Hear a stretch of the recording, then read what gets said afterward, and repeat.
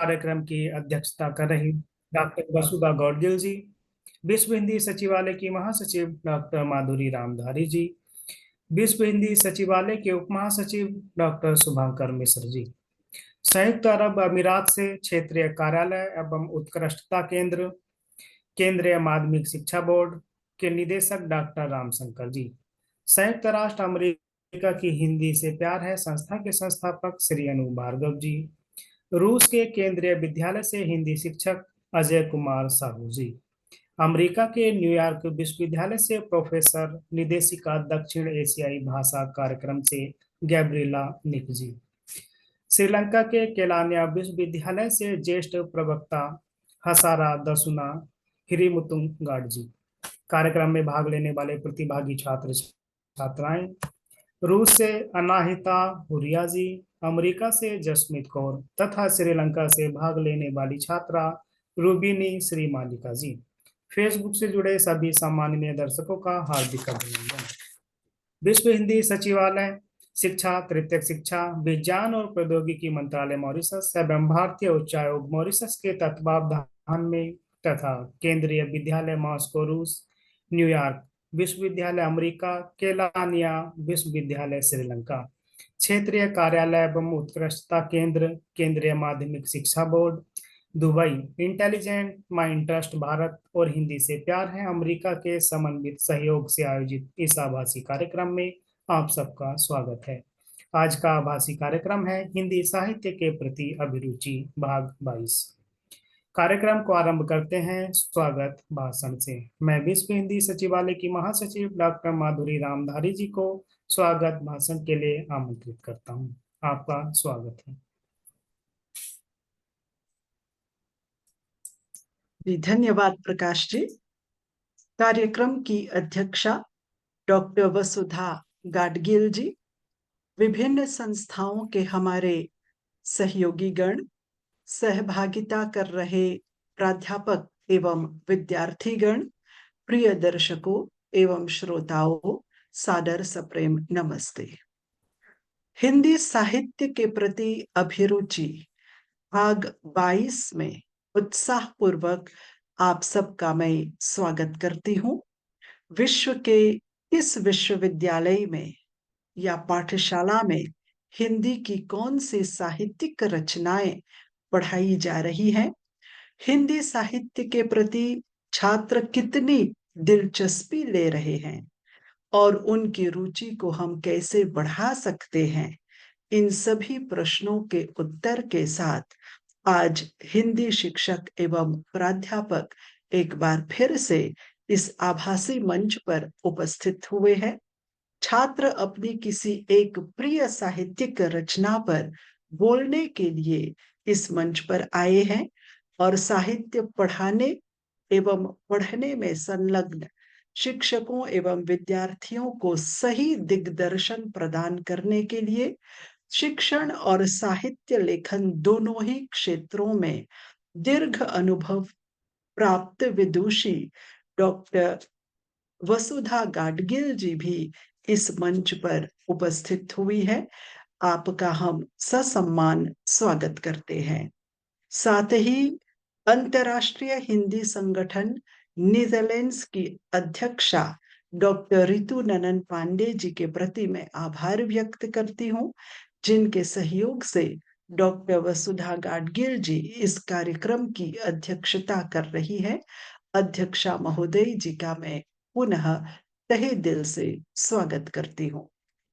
Dubai, संयुक्त अरब अमीरात में स्थित केंद्रीय माध्यमिक शिक्षा बोर्ड के क्षेत्रीय कार्यालय और उत्कृष्टता केंद्र के निदेशक डॉक्टर रामशंकर जी की सहायता से आज रशिया के केंद्रीय विद्यालय के हिंदी शिक्षक श्री अजय कुमार साहू जी अपनी छात्रा अनाहिता हुरिया जी के साथ कार्यक्रम में उपस्थित हुए हैं।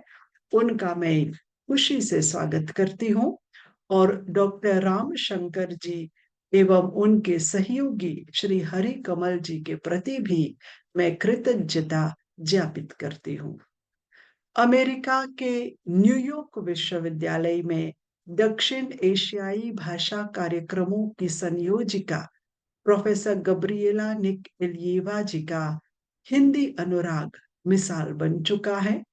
आज आप प्राचीन भारतीय साहित्य एवं हिंदी भाषा की व्याख्याता के रूप में हमारे मंच पर उपस्थित हुई है। आप न्यूयॉर्क विश्वविद्यालय में स्टॉक शिक्षक प्रशिक्षण प्रोग्राम की निदेशिका और दक्षिण एशियाई भाषा डेटाबेस योजना की अध्यक्षता रही है। आपका वक्तव्य सुनने की आकांक्षा के साथ इस कार्यक्रम में मैं आपका सादर स्वागत करती हूँ। इस मंच पर उपस्थित है श्रीलंका के केलानिया विश्वविद्यालय की वरिष्ठ प्राध्यापिका श्रीमती हसारा दासुनी जी और उनकी छात्रा कुमारी रुविनी श्रीमालिका जी। श्रीमती दासुनी हसारा जी का परिचय कुछ ही दिन पहले हमें प्राप्त हुआ और उनके लेखन से भी मैं परिचित हुई। विश्व हिंदी सचिवालय के द्वारा प्रकाशित हर वर्ष विश्व हिंदी साहित्य की पत्रिका में आप अपनी रचनाएं प्रकाशित करती आ रही हैं और आपका लेखन विशेष है। इसीलिए आपसे संपर्क करने का हमने प्रयास किया और हमारे निवेदन पर आज आप अपनी विद्यार्थिनी कुमारी रुविनी जी के साथ इस मंच पर उपस्थित हुई है। वरिष्ठ प्राध्यापिका श्रीमती हसारा जी और उनकी छात्रा का मैं हृदय से स्वागत करती हूँ। इस मंच के साथ जुड़े हैं अनेक संस्थाओं के हमारे सहयोगी, उन सब का मैं स्वागत करती हूँ। साथ ही हमारे ऑनलाइन मित्रों का स्वागत है और सभी दर्शकों एवं श्रोताओं का मैं नमन करती हूँ और अभिनंदन के साथ स्वागत करती हूँ। आप सबको धन्यवाद। स्वागत भाषण प्रस्तुत करने के लिए एवं कार्यक्रम के अध्यक्ष, वक्ता तथा प्रतिभागी छात्राओं का स्वागत करने के लिए महासचिव डॉक्टर माधुरी रामधारी जी को कोटि से धन्यवाद। आइए आज के कार्यक्रम की पहली छात्रा अनाहिता हुरिया जी को सुनते हैं, जो रूस से हमारे साथ जुड़ी हैं। आप केंद्रीय विद्यालय मॉस्को रूस में कक्षा 11 की छात्रा हैं। आपकी हिंदी अध्यापन में बचपन से गहरी रुचि है। आपको हिंदी भाषण, निबंध लेखन तथा विभिन्न सांस्कृतिक कार्यक्रमों में पुरस्कृत किया गया है। आपने कक्षा 10 में हिंदी विषय में विशेष योग्यता प्राप्त की तथा खेलों में भी विजेता के रूप में कई पदक प्राप्त किए हैं। आपका स्वागत है अनाहिता हुरिया जी। नमस्कार। आदरणीय अध्यक्ष महोदय एवं सभी गुरुजनों को मेरा सादर प्रणाम। मेरा नाम अनाहिता हुरिया है एवं मैं भारतीय राजदूतावास केंद्रीय विद्यालय मॉस्को में कक्षा 11वीं की छात्रा हूँ। मेरा हिंदी विषय में बचपन से बहुत रुचि है एवं मैंने अपने जीवन में हिंदी में बहुत पुस्तकें भी पढ़ी हैं। आज मैं आप सभी के सामने हिंदी साहित्य के महान लेखक मुंशी प्रेमचंद की प्रसिद्ध कहानी बड़े भाई साहब पर अपने विचार प्रस्तुत करना चाहती हूँ। ये कहानी मैंने 10वीं कक्षा में पढ़ी थी और मेरे शिक्षक ने इसे इतनी खूबसूरती से समझाई थी कि ये मैंने मन में गहराई में बस गई। ये कहानी केवल मनोरंजन के लिए नहीं है, बल्कि हमें एक महत्वपूर्ण जीवन सीख देने के लिए लिखी गई है। मुंशी प्रेमचंद हिंदी साहित्य के सबसे महान और प्रभावशाली लेखकों में से एक थे। उन्हें उपन्यास सम्राट कहा जाता है क्योंकि उनकी रचनाएं समाज की सच्चाइयों को उजागर करने का सबसे सशक्त माध्यम बनी। उनकी लेखनी की सबसे बड़ी विशेषता यह है कि वे बहुत ही सरल और सहज भाषा में आम जीवन की गहरी बातों को व्यक्त करते थे। उनकी कहानियां न केवल समाज का दर्पण है, बल्कि वह हमारे जीवन के हर छोटे बड़े पहलू को छूती हैं। प्रेमचंद जी ने अपने साहित्य में नारी सशक्तिकरण, गरीबी, सामाजिक भेदभाव, शिक्षा और संघर्ष जैसे विषयों को बहुत प्रभावी ढंग से प्रस्तुत किया है। बड़े भाई साहब उनकी उन्हीं कालजयी रचनाओं में से एक है, जो हास्य और व्यंग में माध्यम से हमें एक महत्वपूर्ण शिक्षा देती है। ये कहानी दो भाइयों की है, जिसमें बड़ा भाई बेहद अनुशासन प्रिय, मेहनती और गंभीर स्वभाव का है, जबकि छोटा भाई चंचल और मस्ती करने वाला है। बड़ा भाई हमेशा छोटे भाई को समझाता रहता है कि पढ़ाई से सफलता केवल कठिन परिश्रम से ही मिलती है। वह खुद बहुत अधिक पढ़ाई करता है, घंटों तक किताबों में सर झुकाकर बैठा रहता है, लेकिन हर साल परीक्षा में फेल हो जाता है। दूसरी ओर छोटा भाई कम मेहनत करता है, लेकिन फिर भी पास हो जाता है। ये विरोधाभास कहानी को न केवल रोचक बनाता है, बल्कि हमें ये सोचने पर मजबूर करता है कि क्या केवल रट्टा मारकर पढ़ना ही सफलता की कुंजी है। इस कहानी में हमें ये महत्वपूर्ण सीख मिलती है कि पढ़ाई केवल किताबी ज्ञान तक सीमित नहीं होती, बल्कि जीवन के अनुभव के उतने ही जरूरी होती है। कई बार हम सोचते हैं कि जितना अधिक समय किताबों में लगाएंगे, उतनी ही सफलता होगी, लेकिन यह पूरी तरह सच नहीं है। पढ़ाई के साथ साथ समझदारी, रचनात्मकता, व्यवहारिक ज्ञान भी आवश्यक होता है। बड़े भाई का यह मानना कि सिर्फ मेहनत करने से सफलता मिल जाएगी, गलत साबित होता है, क्योंकि बिना यही सही दिशा से मेहनत का कोई अर्थ नहीं होता। जब मेरे शिक्षक ने ये कहानी हमें पढ़ाई थी, तब उन्होंने हमें ये समझाया था कि सच्ची शिक्षा केवल परीक्षा में अच्छे अंक लाने से सीमित नहीं होती, बल्कि वह हमारे सोचने, समझने की क्षमता को विकसित करने से सहायक होना चाहिए। शिक्षा का उद्देश्य केवल ज्ञान अर्जित करना नहीं, बल्कि उसे सही तरीके से उपयोग करना भी है। इस कहानी ने मुझे ये सिखाया कि मैं अपने जीवन में संतुलन बनाए रखना चाहिए। पढ़ाई की महत्वपूर्णता है, पर खेल, मनोरंजन और अन्य गतिविधियों भी जीवन का अहम हिस्सा है। मुंशी प्रेमचंद जी की लेखनी की सबसे खास बात यह है कि वह साधारण सी कहानियों में भी गहरी सच्चाइयां छुपा देती हैं। उनकी कहानियां सिर्फ पढ़ने के लिए नहीं होती, बल्कि वह हमें सोचने पर मजबूर करती हैं और हमारे जीवन के कई पहलुओं को उजागर करती हैं।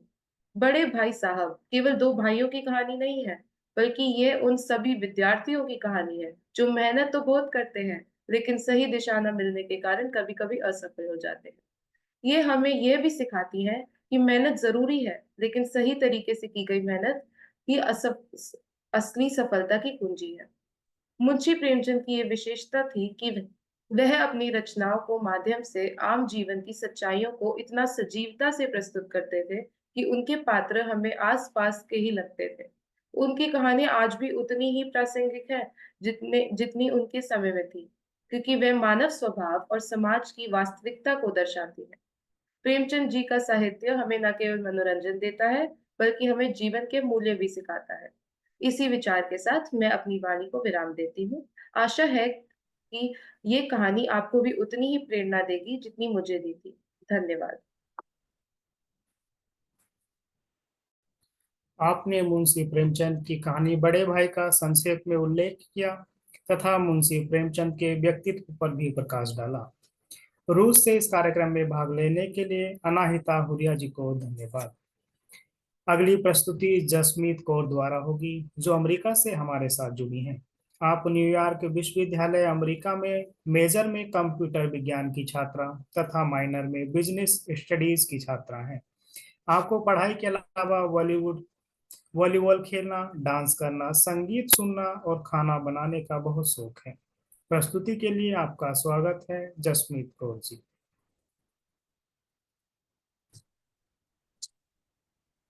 सभी को मेरा प्यार भरा नमस्कार। मेरा नाम जैस्मीन कौर है और मैं न्यूयॉर्क यूनिवर्सिटी में कंप्यूटर विज्ञान की सीनियर छात्रा हूँ। आप सभी की तरह मुझे हिंदी में कुछ बहुत ज़्यादा अनुभव तो नहीं है, पर लेकिन हिंदी मेरे लिए एक मेरी जड़ों से जुड़ने का माध्यम बन गई, क्योंकि मेरा जन्म इंडिया में ही हुआ था और मैं तकरीबन 13 साल की थी तब जब मैं अपनी परिवार के साथ अम, न्यूयॉर्क में मूव हो गई थी। इसलिए जब मैं यहाँ न्यूयॉर्क यूनिवर्सिटी में हिंदी मैंने पढ़ना शुरू किया, तो ये मेरे लिए एक ज़रिया बन गया अपनी अपनी संस्कृति और अपनी जड़ों से दोबारा जुड़ने का। और मेरे हिंदी पढ़ने के दौरान मैंने 2 लेखिकाओं पर के मेरा ध्यान जो था वो 2 लेखिकाओं पर केंद्रित था। पहली थी सूषम बेदी और दूसरी प्रत्यक्षा। और सबसे पहले मैं सूषम बेदी की कहानियों के बारे में बात करूँगी। सूषम बेदी की कहानियाँ ज़्यादातर जो प्रवासी जीवन है उन्हीं पर आधारित है, तो इसलिए इसके कारण मैंने उन पर बहुत ज़्यादा रिलेट किया। सुषमा बेदी की कहानियाँ जैसे कि सड़क की लय, संगीत पार्टी और अफसान, ये उन लोगों पर केंद्रित थी जो अपने भारतीय जड़ों को छोड़कर प्रवासी जीवन जी रहे थे। ये कहानियाँ ये दिखाती हैं कि कैसे प्रवासी अपनी जड़ों को बनाए रखते हुए भी एक नई संस्कृति से जुड़ सकती हैं। नई संस्कृति से जुड़ना का मतलब ये नहीं होता कि हम अपनी पुरानी संस्कृति को भूल जाएं। इन कहानियों ने मुझ पर कुछ गहरा प्रभाव डाला। अ, जैसे कि मैंने बताया कि मैं केवल 13 साल की उम्र में अपने परिवार के साथ न्यूयॉर्क चली गई थी। इतने सालों के बाद भी ये कहानियाँ मुझे कुछ अपनी सी लगी। इन्होंने मुझे अपनी संस्कृति से दोबारा जुड़ने को मोटिवेट किया। और एक और कहानी थी दरबान, जो ये बताती है कि कैसे कुछ जो महिलाएँ हैं हमारी संस्कृति में, उन्हें कैसे हाशिए पर धकेल दिया जाता है प्यार के नाम पर। इसके साथ-साथ प्रत्यक्षा की भी ये एक कहानी थी, अ जिसका नाम था सीढ़ियों के पास वाला कमरा। ये कहानी भी बहुत ही ज़्यादा ख़ास थी, बिकॉज़ ये भी बताती थी कि कैसे हमारे संसार में जो महिलाएँ हैं, उनको माना जाता है कि वो सिर्फ़ बच्चे पैदा करना, शादीशुदा जीवन पे आधारित और सिर्फ़ खाना बनाना और घर में ही रहना, यही जो है संसार में उनका रोल है। और अगर खुदा ना ख़ास्ता अगर ये कहानियाँ अगर उनका कोई परिवार ना रहा, उनकी शादी टूट जाए, तो उनका जीवन कुछ भी नहीं है। ये माना जाता है कि इन सभी औरतों को जो है, वो सभी का ध्यान रखना चाहिए, अपने परिवार का ध्यान रखना चाहिए, अपने पति का ध्यान रखना चाहिए, अपने बच्चों का ध्यान रखना चाहिए। पर अगर मुसीबत में यही औरतें खुद मुसीबत में हो, तो कोई इनका ध्यान नहीं रखता। तो ये कहानियाँ जो थी, वो मुझे बहुत ख़ासी लगी, बिकॉज़ मैंने भी अपने इर्द-गिर्द ख़ास करके जो मेरी अपनी मासी थी, उनके साथ ऐसे होते हुए देखा। तो और प्रतीक्षा की जो अन्य कहानियाँ हैं, वो आदिवासी के जीवन पे आधारित हैं। आदिवासियों का जो लगाव है प्रकृति से, और कैसा हमारा उनके प्रति जो लगाव नहीं है, उसके बारे में दर्शाया गया है। और इन कहानियों में ये दिखाया गया है कि कैसे हाशिए पर धकेले जाने के बावजूद भी जो ये लोग हैं, वो कैसे अपनी जड़ों से उठकर कुछ करना चाहते हैं, कुछ बनना चाहते हैं और कुछ अलग दर्शाना चाहते हैं। तो ये कहानियाँ ओवरऑल ये बताती हैं कि कैसे अम, हमारे संसार में जो इवन हमें जब हाशिए पर धकेल दिया जाता है, कि कैसे हमें उससे ऊपर उठकर अपने आप को प्रूव करने के लिए कुछ भी हेजिटेट नहीं करना चाहिए। तो एक अन्य कहानी थी प्रत्यक्षा जी की, जंगल का जादू तिल तिल, वो इसी बात को दर्शाती हैं कि कैसे जो जंगल का जादू है वो अब सूख गया है, कैसे हम मनुष्यों का जो प्रकृति से लगाव है वो अब नहीं रहा, और कैसे हम प्रकृति से दूर जा रहे हैं, कैसे हम विज्ञान की ओर बढ़ रहे हैं, जो कि अच्छी बात है। लेकिन ये विज्ञान हमें कहीं न कहीं हमें अपनी प्रकृति से दूर भी कर रहा है। तो जैसे कि विज्ञान की जो टेक्नोलॉजी की एडवांसमेंट है वो अच्छी बात है, लेकिन हमें अपनी खुद की जड़ों से, अपनी प्रकृति से, अपने देश से हमेशा जुड़े रहना चाहिए। इसीलिए ये कहानियाँ ओवरऑल ये दर्शाती हैं कि चाहे कुछ भी हो, हमें मनुष्य को हमेशा अपनी जड़ों से जुड़े रहना चाहिए। शुक्रिया। आपने बताया कि हिंदी आपको जड़ों से जोड़े रखती है तथा भारतीय संस्कृति से जोड़ कर रखती है। आपने लेखिका सुसन बेदी तथा प्रतीक्षा की कहानियों का उल्लेख किया। अमेरिका से जस्मीन कौर जी को हिंदी साहित्य में अभिरुचि पर अपने विचार साझा करने के लिए बहुत बहुत धन्यवाद। अगली प्रस्तुति के लिए आ रही हैं श्रीलंका से रूबिनी श्रीमालिका जी। आप केलानिया विश्वविद्यालय श्रीलंका में हिंदी कला स्नातक गौरव उपाधि के अंतिम वर्ष की छात्रा हैं। प्रस्तुति के लिए आपको आमंत्रित किया जाता है। आपका स्वागत है रूबिनी श्रीमालिका जी। नमस्कार, मेरा नाम रुमिनी श्रीमालिका है। मैं श्रीलंका के केलनी विश्वविद्यालय की हिंदी की कला स्नातक गौरव उपाधि के अंतिम वर्ष की छात्रा हूँ। मैं आज आपके सामने मेरा प्रिय हिंदी साहित्य रचना के बारे में प्रस्तुत करना चाहूंगी। उसके लिए मैंने सूर्यकांत त्रिपाठी निराला जी के राम की शक्ति पूजा को चुना है। और सबसे पहले मैं सूर्यकांत त्रिपाठी निराला जी के बारे में कुछ कहना चाहूंगी। सूर्यकांत त्रिपाठी निराला जी छायावादी कवि हैं, प्रमुख कवि हैं, और उनका जन्म 21 फरवरी 1896 को बंगला के महिषादल में हुआ था। और उनकी बहुत कुछ रचनाएं देख सकते हैं। उनमें से कुछ रचनाएं वो तोड़ती पत्थर, राम की शक्ति पूजा और सरोज स्मृति आदि हैं। उनमें से मैंने राम की शक्ति पूजा चुना है, क्योंकि मुझे बचपन से ही राम के चरित्र के बारे में बहुत पसंद है। और मैंने पिछले साल में भारत गई और राम जी के बारे में बहुत कुछ सीख लिया। और राम की शक्ति पूजा के बारे में कहें तो राम की शक्ति पूजा ऐसा कविता है, वो अंधकार से होकर प्रकाश तक जाने की। और निराला जी ने ये कविता 1936 ईस्वी में लिखी है। और ये कविता के बारे में ही नहीं, और राम जी के बारे में भारतीय संस्कृति में बहुत महान चरित्र के रूप में मानते हैं। और राम कथा, राम परंपरा आदि हिंदी साहित्य में देख सकते हैं। और ये राम की शक्ति पूजा की शुरुआत निराला जी ने रवि हुआ अस्त नामक पद से शुरू किया। और यहाँ अंतर्गत है एक युद्ध। ये है रामायण में राम रावण का युद्ध अंतर्गत है, ये देख सकते हैं। और यहाँ होने वाला युद्ध एक साधारण युद्ध नहीं था, क्योंकि ये राम जी और रावण जी के बीच में होने वाला एक युद्ध था। ये रावण ये एक बलशाली और मायावी शत्रु था। उनके साथ लड़ना इतना आसान नहीं था। इसलिए राम जी ने दुर्गा माता की पूजा की, और ये सब भी ये राम की शक्ति पूजा में अंतर्गत है। और राम जी के साथ अन्य चरित्रों का घटना भी अंतर्गत है। और हनुमान जी राम जी के चेहरे पर ये उदास को देखकर अत्यधिक क्रोधित है उठते हैं। और ये क्रोध शांत करने के लिए महादेव और अंजना माता ने बहुत प्रयत्न किया। ये सब भी ये राम की शक्ति पूजा में देख सकते हैं। और मैं ये कहना चाहूंगी, मेरा शोध कार्य के लिए भी मैंने राम की शक्ति पूजा को चुना है। मेरी शोध समस्या है कि सूर्यकांत त्रिपाठी निराला के राम की शक्ति पूजा के आधार पर रामचरित्र किस प्रकार है। और निराला जी ने बहुत कुछ गुण आदि दिखाया है, जैसे वीरता, मानवता, सहिष्णुता, संवेदनशीलता आदि।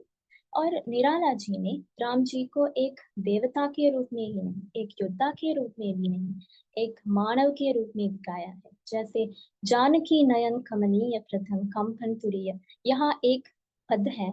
ये पद में ये ये राम जी की पत्नी सीता जी के हरण होते हैं, उसके बीच में वे रोते हैं, वे दुखी में रहते हैं, ये मानवता है। और निराला जी ने राम को एक वीरता भरी योद्धा के रूप में दिखाया है, जैसे राघव लाघव रावण वारन गत युग्म प्रहर। इस प्रकार यहाँ देख सकते हैं उनकी चरित्र चित्र। यहाँ वीरता भरी योद्धा होने के नाते वे रावण जैसा बलशाली मायावी शत्रु के साथ युद्ध करते हैं, वो एक वीरता है। और यहाँ की भाषा शैली के बारे में कहे तो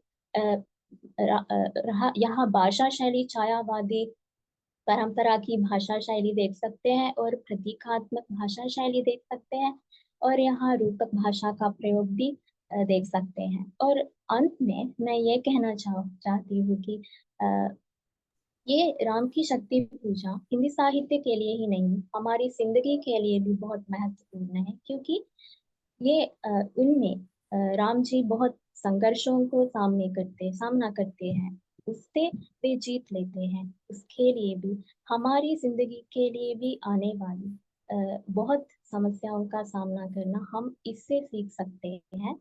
इसलिए आप लोग भी हिंदी साहित्य की ये कविता राम की शक्ति पूजा पढ़ लीजिए। बहुत धन्यवाद। बहुत अच्छे। आपने सूर्यकांत त्रिपाठी निराला जी के जीवन पर प्रकाश डाला तथा उनकी रचना राम की शक्ति पूजा का संक्षेप में उल्लेख किया। श्रीलंका से रूबिनी श्री मालिका जी को इतनी सुंदर प्रस्तुति के लिए हार्दिक धन्यवाद। कार्यक्रम को आगे बढ़ाते हुए वक्तव्य के लिए हम अजय कुमार साहू जी को आमंत्रित करते हैं, जो रूस से हमारे साथ जुड़े हैं। आप वर्तमान में भारतीय राजदूतावास विद्यालय मॉस्को रूस में स्नातकोत्तर शिक्षक हिंदी के पद पर कार्यरत हैं। आप विगत 25 वर्षों से देश विदेश के अलग अलग हिस्सों में राजभाषा हिंदी के शिक्षण प्रशिक्षण में संलग्न हैं। आप साहित्यिक, सांस्कृतिक, सामाजिक गतिविधियों तथा रंग कर्म में गहरी रुचि रखते हैं एवं उनमें सतत सक्रिय भागीदारी भी निभाते हैं।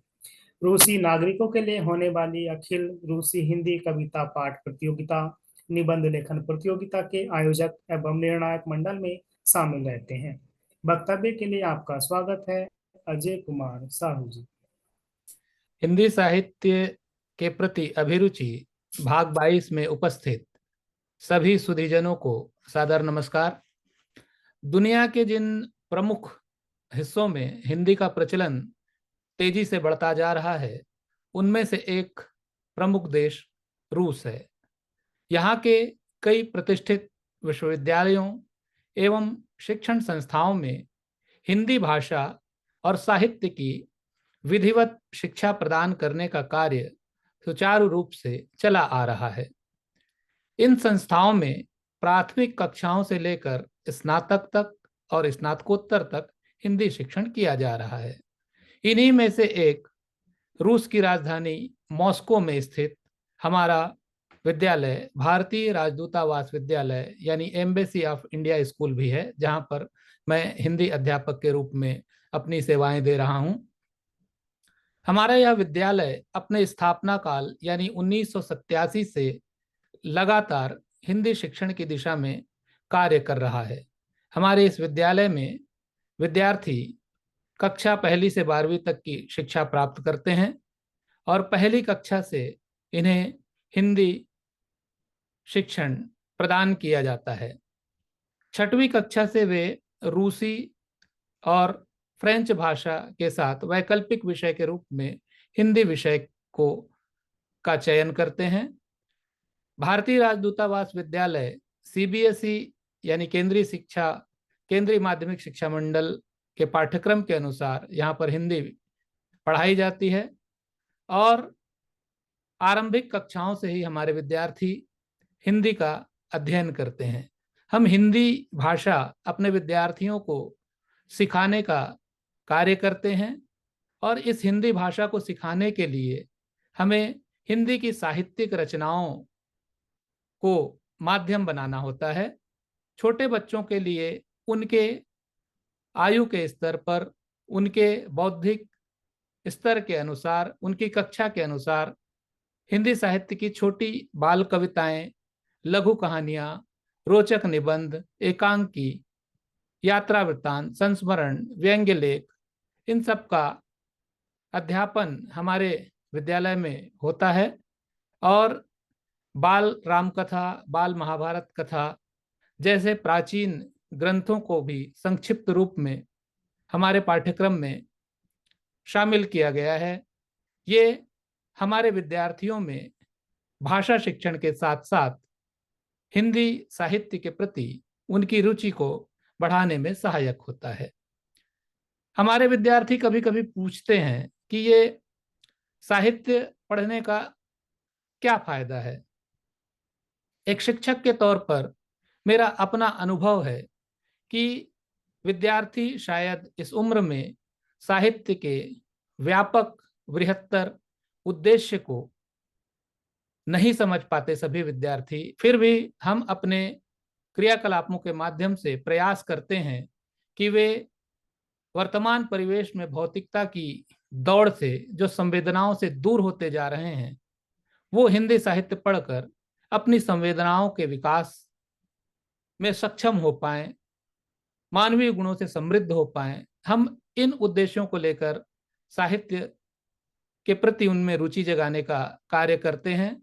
इसके लिए मैं और मेरी पूरी टीम हमारे विद्यालय में विद्यार्थियों को सामूहिक सक्रिय भागीदारी का अवसर उपलब्ध कराते हुए भाषा शिक्षण और साहित्य शिक्षण करते हैं। एक हमने, वैसे हर विद्यालय में विद्यालय पत्रिका का प्रकाशन होता है, लेकिन हम अपने विद्यालय में कक्षा पत्रिका का प्रकाशन करते हैं। पहली से लेकर 12वीं तक हर कक्षा के विद्यार्थी अपनी भाषा में अपनी अभिव्यक्ति को, अपनी रचनाओं को प्रस्तुत करते हैं, और हर कक्षा की एक पत्रिका, हस्तलिखित पत्रिका, इसको हम प्रकाशित नहीं करते हैं, उनके हस्तलेख से लिखी हुई इन पत्रिका को पांडुलिपि के रूप में ही PDF में कन्वर्ट करके फिर सब तरफ हम प्रसारित करते हैं बाकी विद्यार्थियों तक। इस तरह से हम उनको प्रारंभ से ही मंच देने का कार्य करते हैं। पाठ्य सहगामी क्रियाकलाप के तहत उन्हें विभिन्न विधाओं में अभिव्यक्ति का अवसर प्रदान हमारे द्वारा किया जाता है। हम पाठ्यक्रम में दी गई विभिन्न साहित्यिक रचनाओं को अलग अलग गतिविधियों के माध्यम से, चूंकि आज का विद्यार्थी परफॉर्मिंग आर्ट की तरफ ज्यादा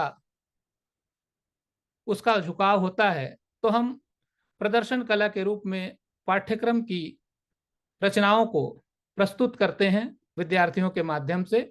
एक उदाहरण मैं देना चाहूँगा। परीक्षा पे चर्चा एक कार्यक्रम चलता है। हमने जब विद्यार्थियों को कविता लिखने का टास्क दिया तो वे असमंजस में पड़ गए। फिर हमने उनको विषय दिया कि परीक्षा पे चर्चा पर होने वाली बातों को, विषयों को लेकर एक गीत तैयार किया जाए। हमारे 9वीं और 10वीं के विद्यार्थियों ने न केवल गीत तैयार किया, बल्कि उन्होंने उसमें उसे संगीतबद्ध किया, गाया, और साथ ही साथ विद्यालय की विभिन्न गतिविधियों की तस्वीरों को, वीडियो को लेकर 7 मिनट की एक फिल्म बना डाली। साहित्य के प्रति उनके भीतर रुझान उत्पन्न करने का इस तरह का एक व्यावहारिक तरीका भी हमने अपने विद्यालय में अपनाया। आज के दौर का विद्यार्थी उत्सव प्रिय हो गया है, इवेंट प्रिय है। वो भाषा साहित्य के पठन पाठन की जो पारंपरिक व्याख्यान पद्धति है वो उसे अरुचिकर लग सकती है। कक्षा अध्यापन के दौरान भी उनको किसी स्वैग की तलाश रहती है। इसलिए हम अपने विद्यार्थियों को विद्यालयीन परिवेश से भी व्यापक अवसर देते हैं और समुदाय के बीच होने वाले आयोजनों से जोड़कर उनके पसंदीदा तरीके से हिंदी साहित्य के प्रति उनकी अभिरुचि को बढ़ाने की कोशिश करते हैं। और यहाँ मॉस्को में भारतीय राजदूतावास से संबद्ध जवाहरलाल नेहरू सांस्कृतिक केंद्र के तत्वाधान में बहुत सारी प्रतियोगिताएं होती हैं, जिनमें पूरे रूस के हिंदी पढ़ने वाले विद्यार्थी, चाहे विद्यालय के हों या विश्वविद्यालय के, वो उसमें अपनी प्रतिभागिता देते हैं। तो इनकी प्रस्तुतियों से हम विद्यार्थियों को परिचित कराते हैं। साथ ही साथ हम अपने विद्यालय में हिंदी से जुड़े विद्वानों को उनके अनुभव साझा करने हेतु भी आमंत्रित करते हैं। पिछले दिनों हमने भारतीय मीडिया जगत से जुड़ी मुड़ी जानी मानी हस्ती चित्रा त्रिपाठी जी को हमारे केवी मॉस्को में आमंत्रित किया और उन्हें विद्यार्थियों से रूबरू कराया। उन्होंने हिंदी के प्रति विद्यार्थियों के रुझान को देखकर उनकी बहुत तारीफ की। इसी कड़ी में राष्ट्रीय नाट्य विद्यालय नई दिल्ली की टीम जब हिंदी नाटकों की प्रस्तुति के लिए रूस के दौरे पर थी, तब हमने उनसे अनुरोध किया और वे हमारे विद्यालय में आए। उस टीम के सदस्यों ने हमारे विद्यार्थियों को साहित्य की व्यावहारिक कला से प्रत्यक्ष रूप से उन्हें परिचित कराया और विद्यार्थियों को बड़ा आनंद आया। कुछ समय पहले केंद्रीय हिंदी साहित्य अकादमी नई दिल्ली से, भारत से, उनके अध्यक्ष आदरणीय माधव कौशिक जी भी हमारे विद्यालय में उपस्थित हुए। उन्होंने भी बच्चों को हिंदी साहित्य के प्रति उनकी अभिरुचि के लिए साधुवाद दिया। यहाँ हिंदी को लेकर जिस तरह से विद्यार्थियों में दिन ब दिन रुचि बढ़ रही है, उसको देखकर एक शिक्षक होने के तौर पर मैं यकीनन कह सकता हूँ कि रूस में, न केवल रूस में बल्कि पूरे विश्व में नई पीढ़ी हिंदी भाषा के प्रति, हिंदी साहित्य के प्रति अपनी अभिरुचि में लगातार वृद्धि कर रही है। और ये उनके न केवल कैरियर के लिए वरन उनके आत्मिक विकास के लिए, व्यक्तित्व के संपूर्ण विकास के लिए बहुत सहायक सिद्ध होगा। मुझे आपने अपने विचार रखने का अवसर दिया। आप सबका बहुत बहुत धन्यवाद। इस सूचना परक वक्तव्य के लिए रूस से अजय कुमार साहू जी को बहुत बहुत धन्यवाद। अगले वक्तव्य के लिए हम गैब्रिएला निक जी को आमंत्रित करते हैं, जो अमेरिका से हमारे साथ जुड़ी हैं। आप न्यूयॉर्क विश्वविद्यालय अमेरिका में क्लिनिकल प्रोफेसर तथा दक्षिण एशियाई भाषा कार्यक्रम की निदेशिका हैं। आप अकादमिक रूप से अमेरिका में फुल ब्राइट हैश के साथ यूरोपीय इरासम कार्यक्रमों जैसी परियोजनाओं का नेतृत्व करती हैं। आप भारतीय गद्य और बल्गारिया कविता का अनुवाद करती हैं। आपको भारत के राष्ट्रपति प्रणब मुखर्जी द्वारा 2017 में हिंदी से भी सम्मान से सम्मानित किया गया है। वक्तव्य के लिए आपका स्वागत है, गैब्रिएला अनिक जी। सबको नमस्कार। इस मौके दिलाने के लिए बहुत धन्यवाद। आमतौर पर न्यूयॉर्क यूनिवर्सिटी में कम विद्यार्थी हैं जो साहित्य पढ़ना चाहते हैं। क्यों? क्योंकि हमारा कोई खास संकाय नहीं है। सिर्फ कंपैरेटिव लिटरेचर के विद्यार्थी आते हैं या इंग्लिश लिटरेचर के विद्यार्थी आते हैं और हिंदी साहित्य पढ़ते हैं हमारे साथ। इसके साथ साथ जो हमारे एडवांस्ड हिंदी क्लासेस हैं, जैसे जैस्मिन कौर, उन्होंने मतलब शुरुआत से ही कहा कि मुझे साहित्य पढ़ना है। तो उसी तरह हम कोशिश करते हैं कि न तो सिर्फ अनुवाद में हिंदी साहित्य पढ़ाएं, लेकिन हिंदी भाषा में भी। लेकिन दिलचस्प बात तब होगी साहित्य पढ़ने में विद्यार्थियों के लिए जब अगर हो सके लेखक या लेखिका से कुछ विवरण करने के बाद बात हो सके। ऐसे ही हुआ हमारे साथ जब जीवित थी सुषमा बेदी जी। हमेशा उनकी कहानियों को पढ़ाने के बाद विद्यार्थी उनसे बात करते थे और अपने सवाल पूछते थे और कहानियों के बारे में कहाँ तक सच्चाई है, कहाँ तक नहीं, कहाँ तक कल्पना है, उन सवालों के बारे में सुषमा बेदी जी से बात हो रही थी। आजकल जैसे जस्मीन के साथ हमने प्रत्यक्ष से संपर्क किया। प्रत्यक्ष जी न्यूयॉर्क में आए थे कुछ साल पहले और हमने तब एक कार्यक्रम बनाया था भारत में जो ट्रेडिशनल इकोलॉजिकल नॉलेज पे है। मतलब कि जैसे हम वारली आदिवासियों से बात की, देहरादून के जैसे वंदना, कुछ ऐसे एनजीओ से हमने बात की कि जो भारतीय परंपरा है, जो भारतीय संस्कार है, जो भारतीय लोगों का वास्ता है प्रकृति से, उसके बारे में हमें ज़्यादा जानकारी चाहिए थी।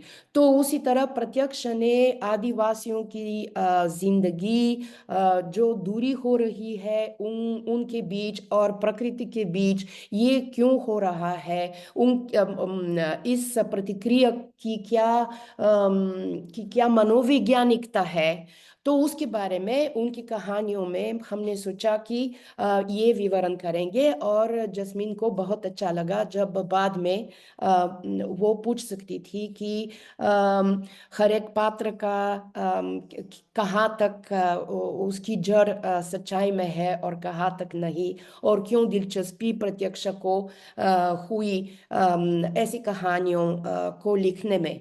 तो असल में जब अपने बचपन की बात की प्रत्यक्ष ने, असल में जब उन्होंने कहा कि कहाँ से ये प्रभाव हुआ था, कि क्यों उन्होंने सोचा था कि लेखिका की ये भी जिम्मेदारी है कि जो सीमाओं पर लोग रहते हैं, जिनके बारे में मीडिया में बहुत बात नहीं होती है, वे उनके बारे में बात और उनके बारे में लेख लिखें। तो उसी तरह हम सोचते हैं कि जब ये करते हैं, जब कोशिश करते हैं कि लेखक लेखिका से बात हो जाए विद्यार्थियों के बीच और उनके बीच जब संवाद हो जाए, तो ये ज़्यादा अच्छा अनुभव है और ज़्यादा यादें उसी तरह गढ़ सकते हैं। मैं आपको ये भी दिखाना चाहती थी कि हमारे जो एक वेबसाइट है वर्चुअल हिंदी, उस पे हम कैसे बच्चों को दिखाते हैं कि जब साहित्य के बारे में बात करनी है कैसे करनी है। मैं अभी शेयर करूंगी अपना स्क्रीन जल्दी आपको दिखाने के लिए कि हम आजकल, क्योंकि बच्चे ज़्यादातर फ़ोन पे है और उनका जो ध्यान है उसका विस्तार बहुत छोटा बन गया है, तो उसी तरह हम सोचते हैं कि जब माइंड मैप्स बनाते हैं जिनमें विचारों को संगठित करते हैं, तो उसी तरह ये एक बहुत अच्छा कदम है किसी साहित्य रचना में ज़्यादा गंभीरता से विवरण करने के लिए। उसी तरह हम उनको दिखाते हैं कि हर एक कहानी, मान लीजिए कि सिर्फ कई बच्चे उपन्यास पढ़ सकते हैं, जैसे यशपाल के झूठा सच का जो उपन्यास है, सिर्फ दो विद्यार्थियों ने दोनों भागों को पढ़ा है, क्योंकि उपन्यास के लिए बहुत अच्छी सी प्रवीणता हिंदी में होनी चाहिए और धीरज होना चाहिए और संकल्प होना चाहिए। तो इसलिए हम ज़्यादातर कहानियाँ पढ़ाते हैं, यशपाल की कहानियाँ, क्योंकि आनंद जी जो है, यशपाल जी का बेटा जो है, उनसे कभी कभी बात होती है, विद्यार्थियों के जो सवाल है उनका जवाब देते हैं, तो उसी तरह ये संपर्क रखते हैं। प्रेमचंद जी की ज़्यादातर 3 कहानियाँ पढ़ाते हैं, ये सारा है हमारे वेबसाइट पे। लेकिन ये दिखाना चाहती थी कि विद्यार्थी अपने चयन से अपने मतलब वैसे ही फैसला करते हैं कि कौन सी दृष्टि से कहानी के बारे में बात करना चाहेंगे, ताकि एक ही बात न हो क्लास में, ताकि अध्यापक का दबाव न हो कि सिर्फ एक ही दृष्टि है। क्योंकि फिर से मुझे दोहराना है कि हमारा कोई मेजर नहीं है, तो अलग अलग बच्चे आते हैं, अलग अलग दिलचस्पियां हैं उनकी, तो उसी तरह हम उनको ज़्यादातर ये स्वतंत्रता देना चाहते हैं कि जिस रुख पे आप बल देना चाहते हैं ज़रूर कर दीजिए, लेकिन हमेशा व्यवस्थित रूप से ही करना चाहिए। इसके अलावा उन बच्चों के लिए, उन विद्यार्थियों के लिए जिनकी प्रवीणता उच्च स्तर पर नहीं है, तो उनके लिए थोड़ा सा वैसे ही सपोर्ट देते हैं, ज़्यादातर वोकैबुलरी के साथ आदि आदि। उसी तरह ये एक तरीका है।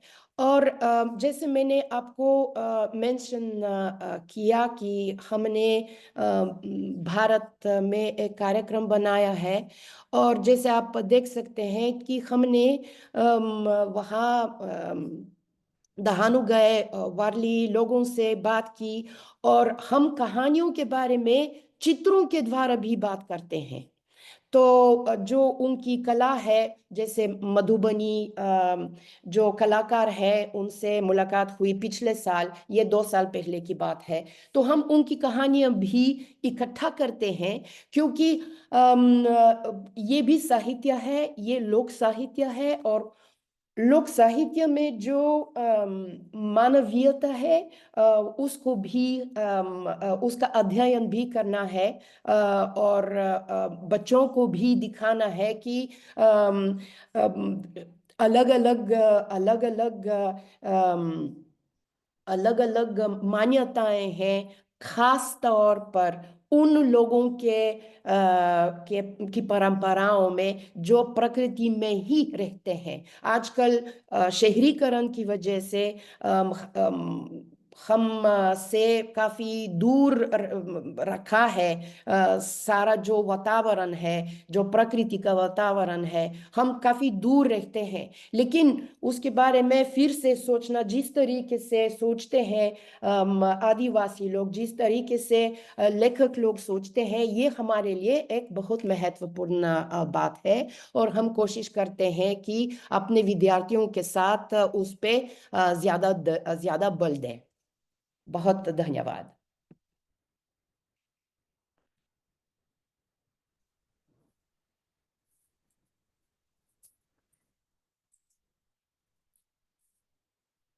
बहुत अच्छे इस ज्ञानवर्धक वक्तव्य के लिए अमेरिका से गैब्रिला निक जी को बहुत बहुत धन्यवाद।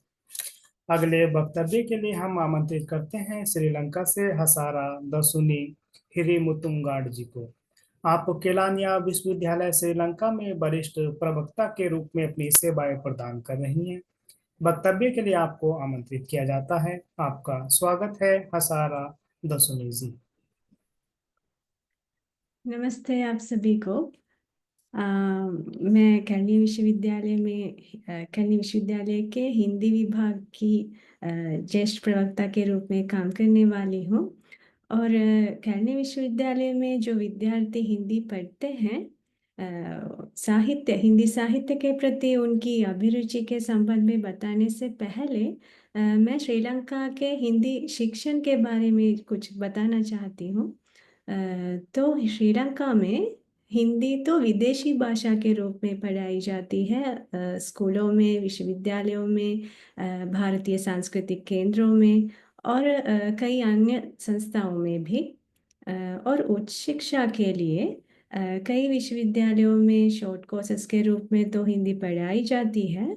और कैलनिया, श्री जयवर्धनपुरा, सबरगमुआ, रजरट आदि विश्वविद्यालयों में कला स्नातक उपाधि के एक मुख्य विषय के रूप में भी हिंदी पढ़ाई जाती है। और स्कूल के एडवांस लेवल माने उच्च स्तर की परीक्षा के लिए श्रीलंका में होने वाली भारतीय संस्थाओं से संचालित हिंदी की परीक्षाओं के लिए और विश्वविद्यालय की उपाधि के लिए भी हिंदी साहित्य पढ़ने का मौका विद्यार्थियों को मिलता है। तो स्कूल के स्तर पर और विश्वविद्यालय के प्रारंभिक स्तर पर तो रोचक सरल लघु कहानियाँ, कविताएं, दोहे आदि को पढ़ना है। और उसके बाद वे निर्धारित रचनाओं के साथ साथ अपने मनपसंद साहित्य का भी अध्ययन करते हैं। और कैलनी विश्वविद्यालय के हिंदी के बारे में बताऊं तो वो हमारे लिए खास है, क्योंकि हमारे विश्वविद्यालय का हिंदी विभाग जो है वो देश के विश्वविद्यालयों में से एक ही विभाग है जो स्वतंत्र रूप में हिंदी अध्ययन के लिए ही समर्पित है।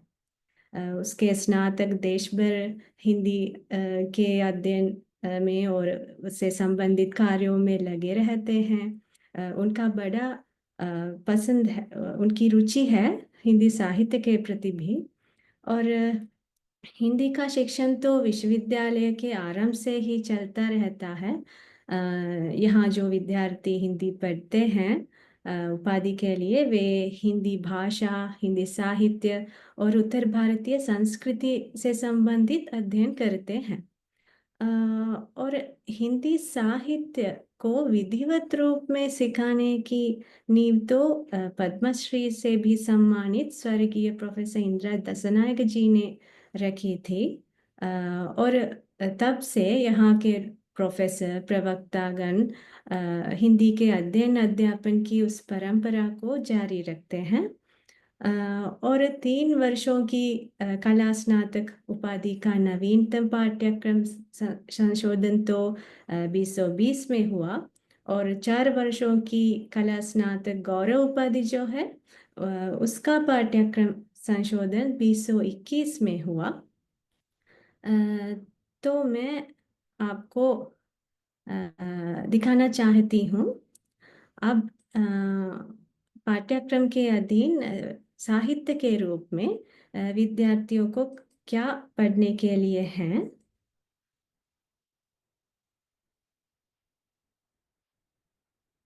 मेरा स्क्रीन दिखाई देता है ना?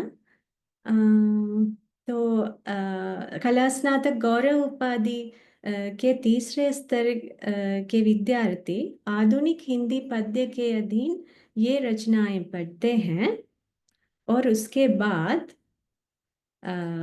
हिंदी गद्य के लिए ये रचनाएं निर्धारित की गई हैं और वे एक अध्ययन वर्ष के अधीन इनका अध्ययन भी करते हैं और आलोचना भी करते हैं। और उसके बाद उसी प्रकार चौथे स्तर के विद्यार्थी आदिकालीन एवं मध्यकालीन हिंदी पद्य के लिए ये पढ़ते हैं और उसी वर्ष के उसी वर्ष का एक और विषय है हिंदी गद्य और फिल्में, उसके अधीन ये रचनाएं हैं। तो उसके बाद कला स्नातक उपाधि को लेंगे तो 3 वर्ष की उपाधि जो है, जो लोग कला स्नातक उपाधि पढ़ते हैं वे हिंदी के साथ 2 अन्य विषय भी पढ़ते हैं। तो इस विषय को पढ़ने के लिए, आधुनिक हिंदी पद्य और गद्य विषय को पढ़ने के लिए उन्हें एक सत्र का समय मिलता है, माने 15 अध्ययन वर्षों की समयावधि में इसे पढ़ना है और सरल रूप में इसकी आलोचना भी करनी है। तो उसके बाद गौरव उपाधि के बारे में और कुछ बताऊं तो आदिकालीन और मध्यकालीन पद्य से ज्यादा हमारे विद्यार्थी आधुनिक पद्य और गद्य विधाओं के प्रति अधिक रुचि रखते हैं और उनके अलावा हिंदी लोक साहित्य के बारे में भी पढ़ाया जाता है और अध्ययन कार्य को रोचक बनाने के लिए हम इंटरनेट में उपलब्ध उचित दृश्य श्राव्य सामग्री का प्रयोग करते हैं, तकनीकी का प्रयोग करते हैं और कक्षा में भी हम विद्यार्थियों के साथ बातचीत करते हैं, कठिन शब्दों को समझाने के साथ साथ और आदिकालीन और मध्यकालीन पद्य जो है इन्हें समझने में कुछ परेशानी हो सकती है विद्यार्थियों को, तो उनका अर्थ सरल हिंदी में लिखने के साथ साथ उनकी आलोचना करने को हम विद्यार्थियों को प्रोत्साहित करते हैं। और मूल्यांकन में लिखित परीक्षा के साथ साथ प्रस्तुतिकरण, सामूहिक गतिविधि आदि का प्रयोग भी हम करते हैं ताकि विद्यार्थी सक्रिय रूप में और कम तनाव के साथ परीक्षा ले सके। और कला स्नातक गौरव उपाधि के दूसरे स्तर के विद्यार्थियों को किसी हिंदी कहानी, एकांकी या कविता संग्रह का अनुवाद अपनी मातृभाषा सिंहली में करना है और उसी प्रकार तीसरे स्तर के विद्यार्थियों को ऐसी सिंहली रचना का अनुवाद हिंदी में करना है। कई विद्वान भी होते हैं जो हिंदी साहित्य और लोक साहित्य का सिंहली में अनुवाद करते हैं और गौरव उपाधि के अंतिम स्तर के विद्यार्थियों को हिंदी में स्वरचित मौलिक रचना भी करनी है जिससे उनकी भाषात्मक साहित्यिक कौशल और सृजनात्मकता का आकलन किया जा सकता है। तो उसके बाद कला स्नातक गौरव उपाधि के अंतिम स्तर में शोध कार्य भी करना है। 1982 में कला स्नातक गौरव उपाधि की शुरुआत से लेकर आज तक हिंदी भाषा विज्ञान, हिंदी साहित्य और उत्तर भारतीय संस्कृति से संबंधित कई विषयों पर शोध कार्य किए जाते हैं और स्नातक उपाधि के लिए और उसके बाद एमफिल, पीएचडी आदि स्नातकोत्तर उपाधि के लिए भी शोध कार्य किया जाता है। आजकल नई प्रवृत्ति भी दिखाई देती है कि शोधार्थी लिखित साहित्य के साथ साथ फिल्म, लघु फिल्म आदि दृश्य श्राव्य साहित्य पर आधारित शोध कार्य करने में भी इच्छुक हैं। और हाल में हमारे सामने एक चुनौती आई जिसका गंभीर प्रभाव हिंदी और हिंदी साहित्य के प्रति जो रुचि है उस पर भी पड़ा। पिछले 4-5 वर्षों में ईस्ट अटैक, कोरोना, आर्थिक अव्यवस्था की वजह से श्रीलंका की आर्थिक स्थिति में जो दरार आए, उनकी वजह से विद्यार्थी भी शास्त्रीय अध्ययन और साहित्य की रुचि से ज्यादा अच्छे वेतन की तलाश में पड़ गए और साहित्य से ज्यादा व्यावहारिक पक्षों से संबंधित क्षेत्र में जाने के लिए और अन्य विषयों और क्षेत्रों से संबंधित वृत्तीय कौशलों को आगे बढ़ाने में वे उत्सुक हो गए। तो अब तो स्थिति फिर से सुधरने वाली है। हमारे विद्यार्थी भी हिंदी साहित्य के प्रति उन्मुख हो जाते हैं आजकल, और हम भी उन्हें साहित्य पढ़ने का प्रोत्साहन इसलिए देते हैं कि जितना वैचारिक और कलात्मक विकास साहित्य पढ़ने से होता है और मानवता आदि गुण इसे जो मिलते हैं वे दूसरे साधन से थोड़ा होता है। तो साहित्य से भाषाई कौशल भी बढ़ जाते हैं ना, तो इसलिए हम उन्हें साहित्य पढ़ने का प्रोत्साहन हर वक्त देते रहते हैं। और साहित्य के अध्ययन के लिए केलनी विश्वविद्यालय में तो काफ़ी साधन है।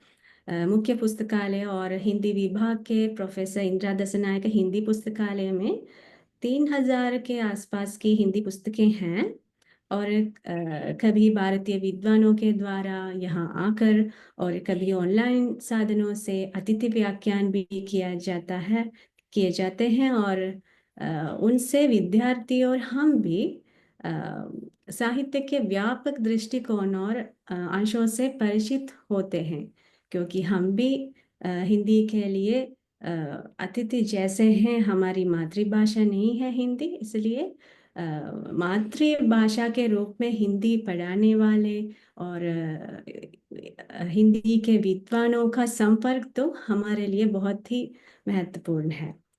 तो विश्वविद्यालय में हिंदी शिक्षण और अनुसंधान के लिए जो कार्य किए जाते हैं उनके लिए हमारे कुलपति महोदया, संकायाध्यक्ष, हिंदी विभाग के विभागाध्यक्ष डॉक्टर नीता सेनविरत्न जी और विभाग के दूसरे सभी प्रोफेसर और प्रवक्तागण का हम आभार हैं। और आगे भी हिंदी और हिंदी साहित्य के विकास की उम्मीद करते हैं हम, और हिंदी और हिंदी साहित्य उत्तर भारतीय संस्कृति को पढ़ने पढ़ाने कार्य में हम लगे रहते हैं। तो धन्यवाद। इस सुंदर वक्तव्य के लिए श्रीलंका से हसारा दसुनी हिरिमुतुगांड जी को हार्दिक धन्यवाद। अध्यक्षीय भाषण से पहले हम 5 मिनट का परिचर्चा सत्र करेंगे। परिचर्चा सत्र के लिए मैं विश्व हिंदी सचिवालय की महासचिव डॉक्टर माधुरी रामधारी जी को आमंत्रित करता हूं। जी धन्यवाद प्रकाश। परिचर्चा सत्र से पूर्व हमने 3 विद्यार्थिनियों को सुना और उनके हिंदी शिक्षक एवं प्राध्यापिकाओं को भी हमने सुना। चुनौतियां हैं सामने, परंतु यह आशा भी बंध रही है कि हिंदी साहित्य के पठन के प्रति छात्रों की रुचि बढ़ रही है और शिक्षक भी इसके रुचि को बढ़ाने के लिए हर प्रकार से प्रयास कर रहे हैं। तो इस संदर्भ में हम चाह रहे हैं कि जिन लोगों ने शिक्षकों और छात्रों को सुना वे अपनी प्रतिक्रिया या अपने विचार हमारे सामने रखें। मॉरिशस से आईसीसीआर हिंदी पीठ डॉक्टर राजशेखर जी श्रोता के रूप में यहाँ पर हमारे साथ जुड़े हुए हैं। डॉक्टर राजशेखर जी को मैं आमंत्रित करती हूँ कि वे अपने विचार हमारे सम्मुख रखें। आपका बहुत बहुत आभार मैम। आभासी मंच से जुड़े सभी माननीय व्यक्तियों को मेरा सादर नमस्कार और बच्चों को शुभाशीष। विश्व हिंदी सचिवालय द्वारा आयोजित आभासी कार्यक्रम हिंदी साहित्य के प्रति अभिरुचि भाग 22 में अनाहिता हुरिया ने बड़े भाई साहब कहानी की इतनी अच्छी व्याख्या की कि मन प्रसन्न हो गया। बच्चों के अंदर इस तरह की दृष्टि पैदा होने में निसंदेह उनके गुरुओं का अहम योगदान रहा होगा। इतने कम समय में उन्होंने न केवल बड़े भाई साहब कहानी के मूल संदेश को सुव्यवस्थित ढंग से बताया, बल्कि प्रेमचंद के कहानी कला को भी बेहतरीन तरह से समझाया। उनको भविष्य की ढेर सारी शुभकामनाएं। रूस में भारतीय दूतावास विद्यालय में कार्यरत श्री अजय कुमार साहू जी ने वहां बच्चों को हिंदी के प्रति रुचि विकसित करने के लिए किए जा रहे उपायों के बारे में बताया। यह जानकर अच्छा लगा कि वहां पहली कक्षा से 12वीं कक्षा तक हिंदी की पढ़ाई होती है। साहित्य के माध्यम से बच्चों को संवेदनशील बनाने का उनका प्रयास काफी सराहनीय है। हस्तलिखित पत्रिका से बच्चों को रचना करने के लिए प्रेरित करने के बारे में भी उन्होंने बताया, जो काफी अच्छा कदम लगा। उनको रूस में हिंदी के प्रचार प्रसार करने के लिए ढेर सारी बधाइयां और शुभकामनाएं। जी, और सभी लोगों को मेरा नमस्कार, धन्यवाद। बहुत धन्यवाद सर आपको। भारत से हमें सुन रहे हैं श्री अनिल कुमार शर्मा जी, और उनसे मैं अनुरोध करूंगी कि वे भी अपने विचार हमारे सामने रखें। श्री अनिल कुमार शर्मा जी। नमस्कार। आभासीय माध्यम से जुड़े सभी साथियों को, हिंदी प्रेमियों को मेरा नमस्कार। एक सुंदर प्रयास। पहले तो मैं सभी लोगों को शुभकामनाएं देता हूं, साधुवाद देता हूं। इतना सुंदर वर्णन इन्होंने किया, ये क्या कर रहे हैं अपने अपने विद्यालयों में।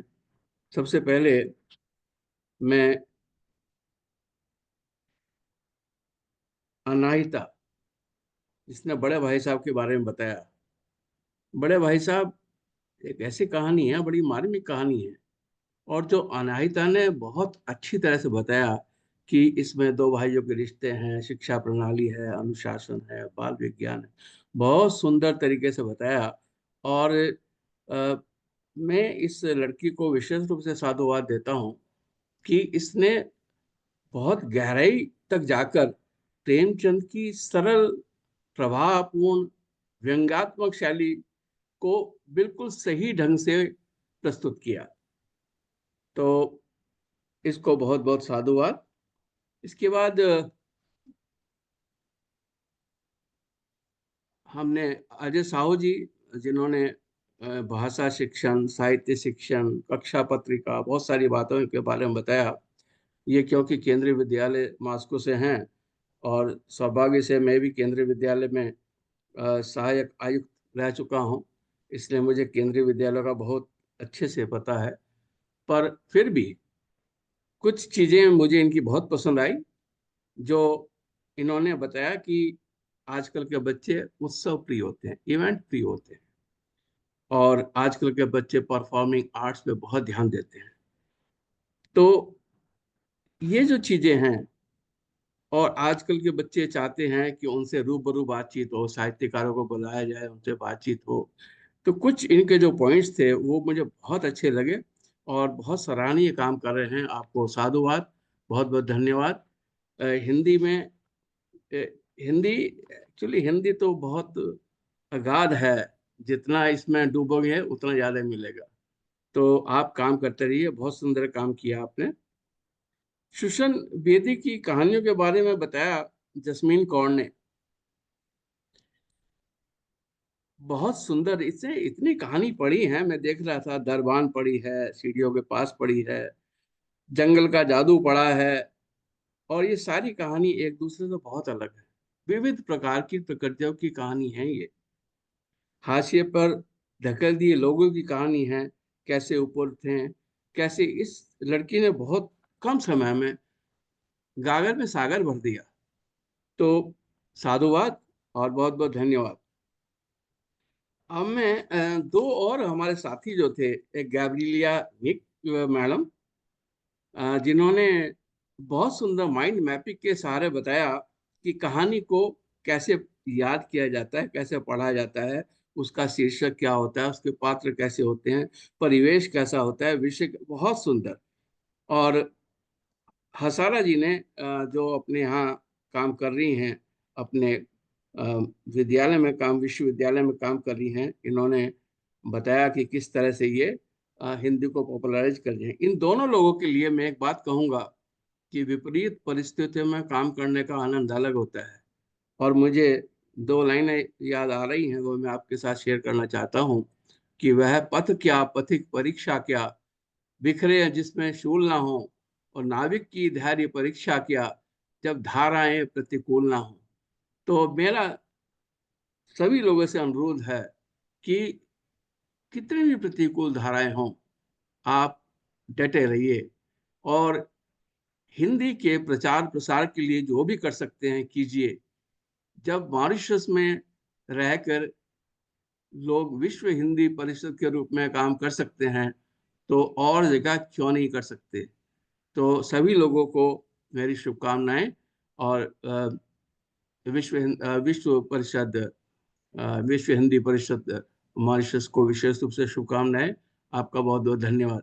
माधुरी जी, आपका बहुत बहुत धन्यवाद, आपने मुझे समय दिया। Thank you very much. जी। प्रतिकूल धाराओं के बावजूद भी हम डटे रहेंगे। आपका यह मार्गदर्शन हमें प्राप्त हुआ, बहुत बहुत धन्यवाद। भारत से ही मैं अनुरोध करती हूँ, महादेव कोलर जी साहित्य के प्रति अभिरुचि के विषय पर कुछ कहेंगे। श्री डॉक्टर महादेव जी, सर आप अनम्यूट कर दीजिए जी।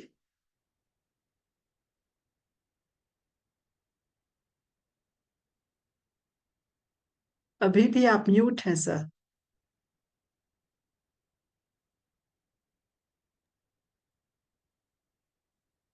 मैम, उनका माइक काम नहीं कर रहा है, अनम्यूट है वो।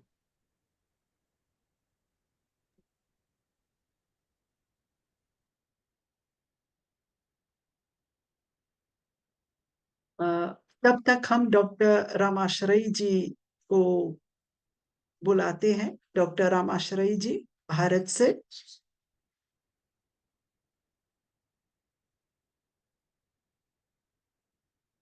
डॉक्टर महादेव जी माइक को अनम्यूट कर रहे हैं तब तक। जी, डॉक्टर रामाश्रय सिंह जी।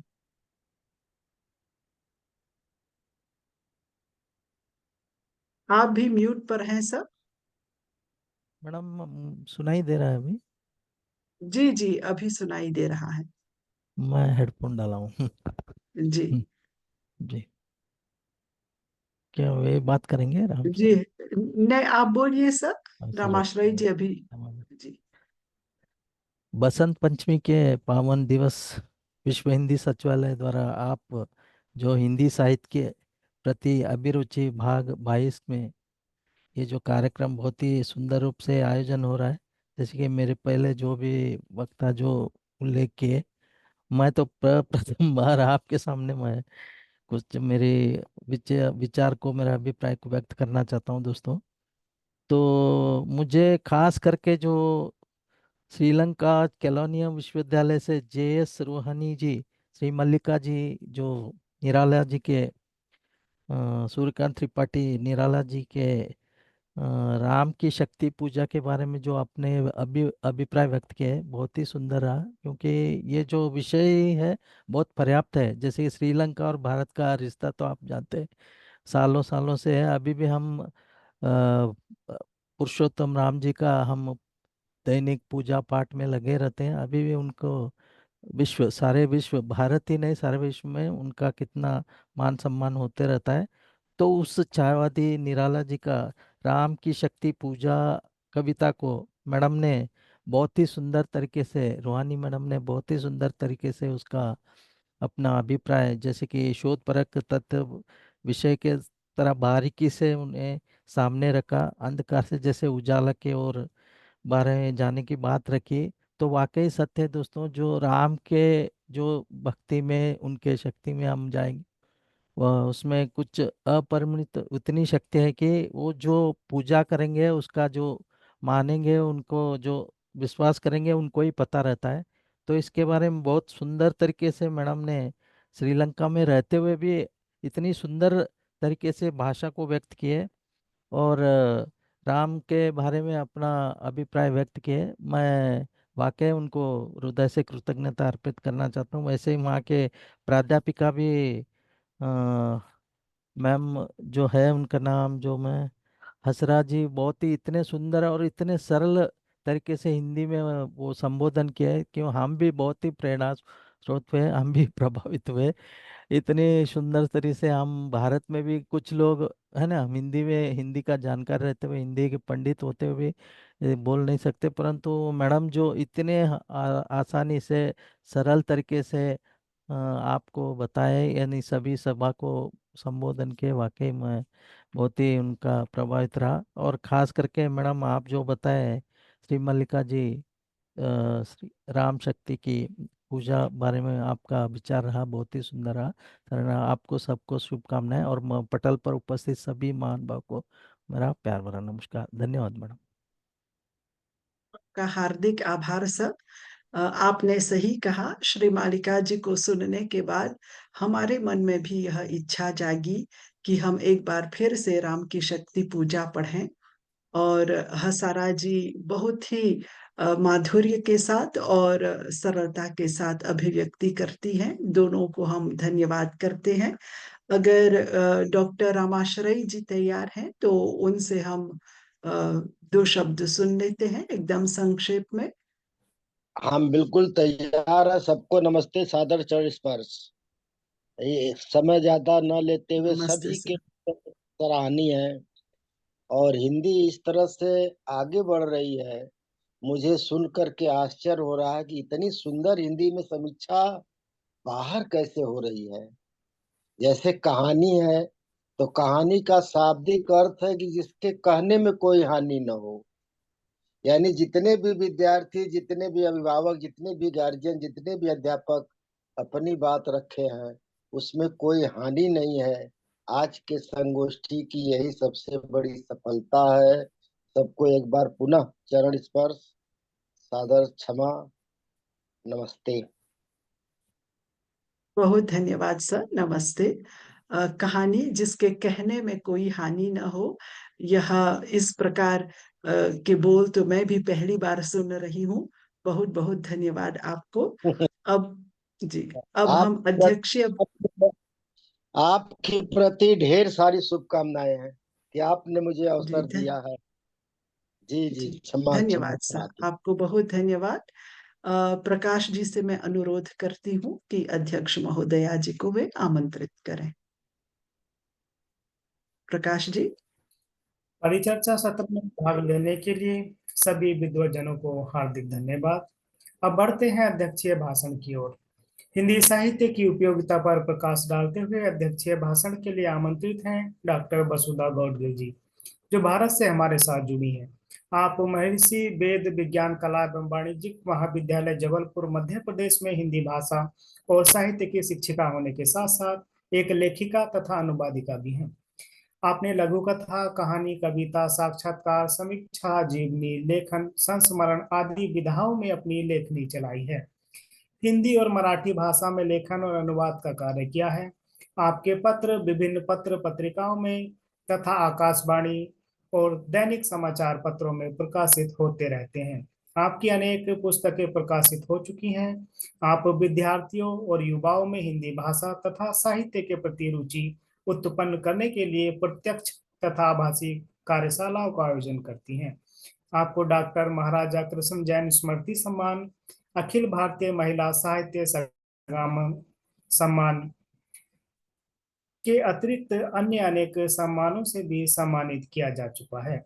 अध्यक्षीय भाषण के लिए डॉक्टर वसुधा गौडगिल जी को हम आमंत्रित करते हैं। आपका स्वागत है महोदया।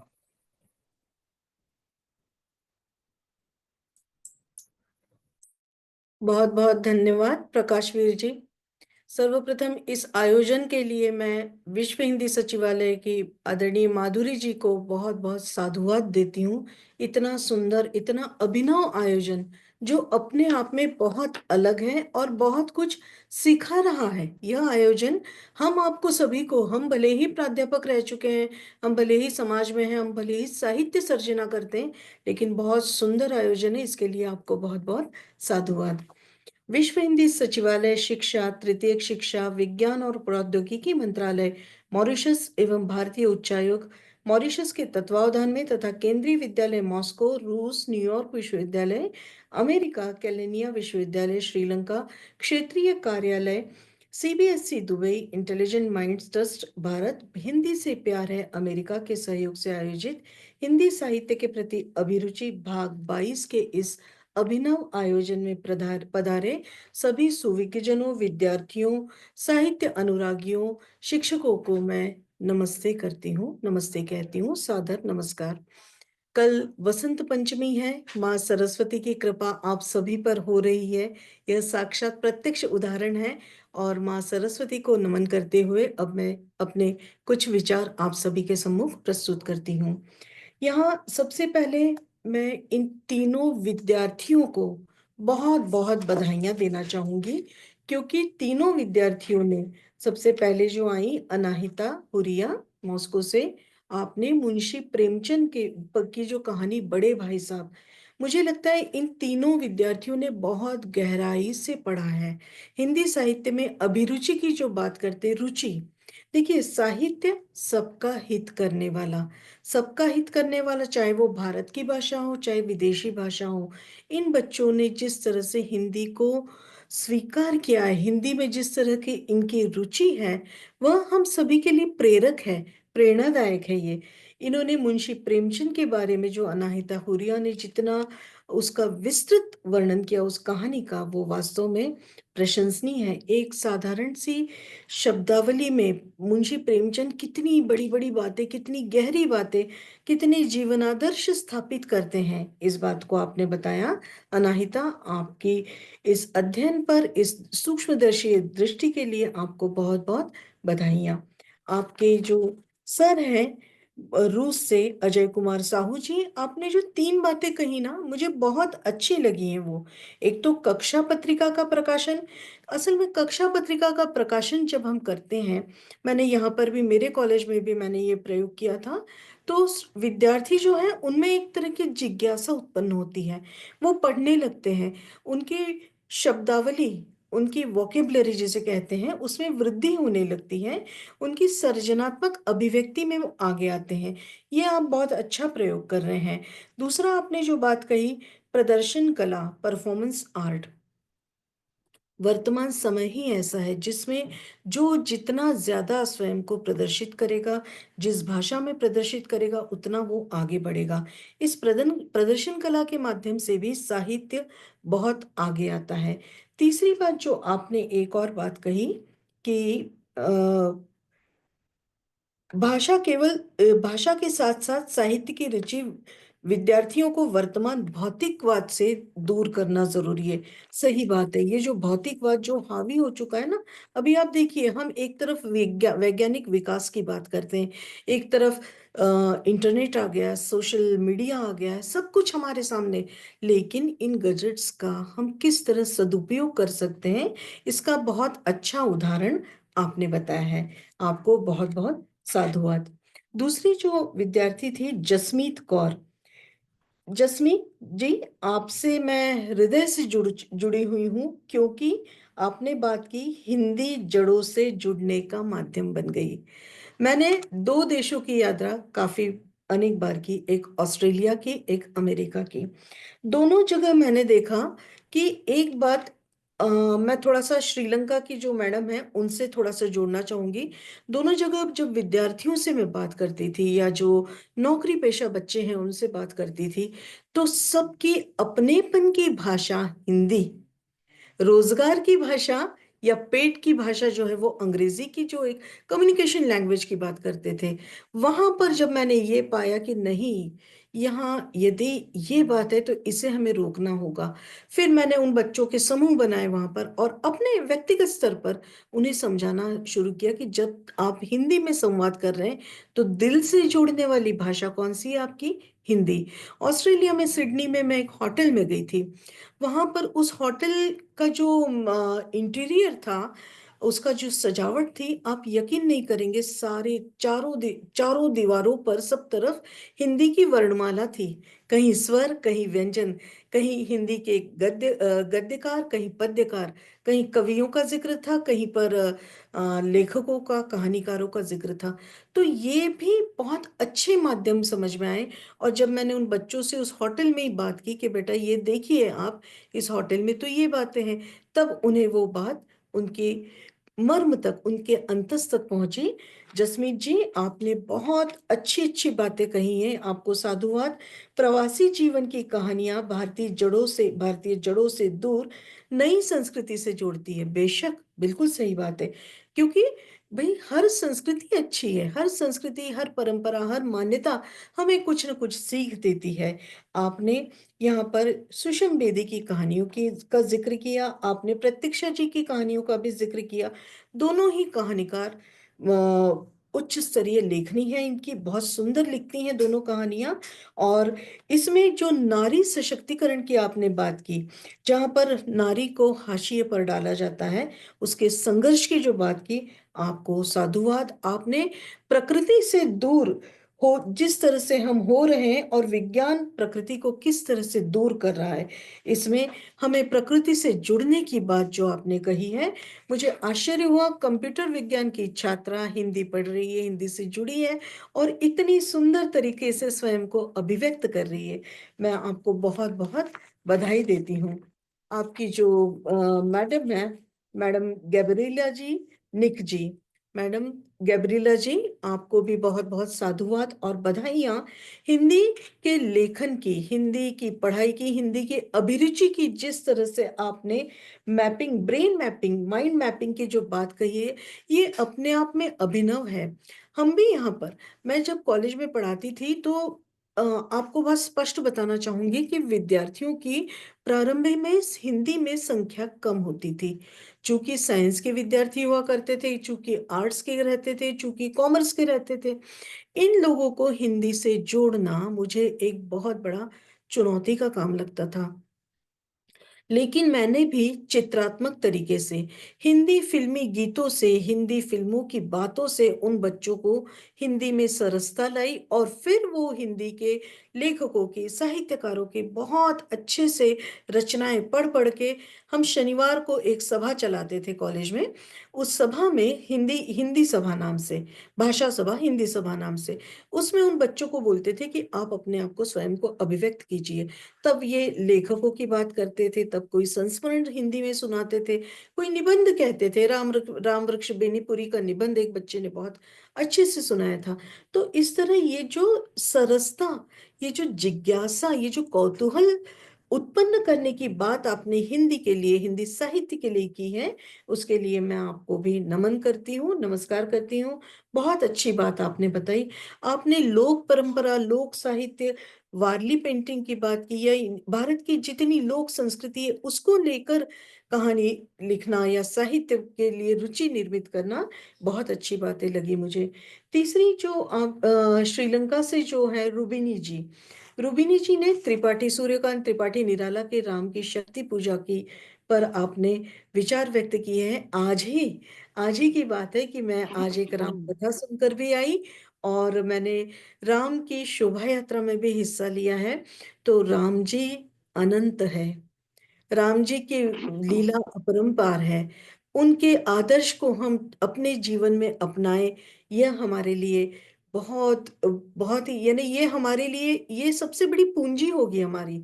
और राम को पढ़ना, राम जी का अध्ययन करना गूंगे का गुड़ है, उसे तो अनुभव किया जा सकता है, उसे अभिव्यक्त नहीं कर सकते, अनुभव जरूर कर सकते हैं। आपकी जो शिक्षिका,